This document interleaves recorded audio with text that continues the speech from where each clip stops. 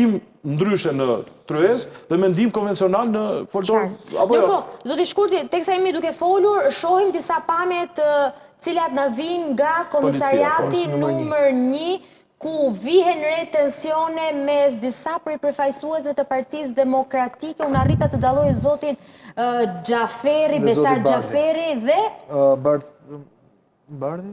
Xhaferin e shoh. Zoti Xhaferi arrita dalloj, prandaj po e japs informacion të cilat me sa duket kanë një përplasje me forcat e policisë. Besoj që mund ta jap komentin tim të lutem shumë. Besar Xhaferi, Bledi Himçi dhe Bardh Spahia te komisariati numër 1, por kemi Sara Demushi më një herë nga aty për të raportuar dhe për të sqaruar se çfarë po ndodh. Sara, shove zotin Bardh Spahia. Ky është një fëmijë 10 vjeç i traumatizuar nën shok psikologjik që gjendet sot i arrestuar në komisariatin numër 1 të Tiranës.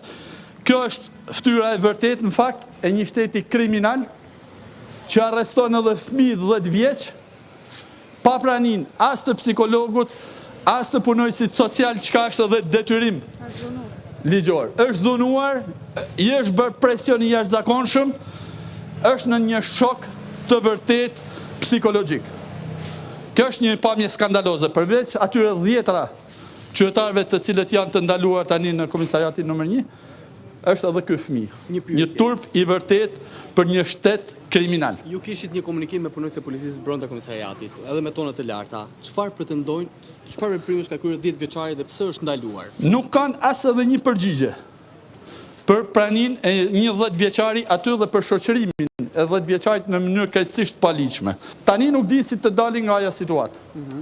Kanë marrë, kanë arrestuar dhe kanë shoqëruar në komisariatin numër 1 një të mitur 10 vjeçar. Është krejtësisht e pa precedent. As në vendet diktatoriale më të egra nuk ka ndodhur kjo. Arsye për cilët kishte edhe konflikt brenda Absolutisht po. Absolutisht po, sepse u tentua dhe nga punojësit e policisë të bëhe një pyetësor në mënyrë agresive.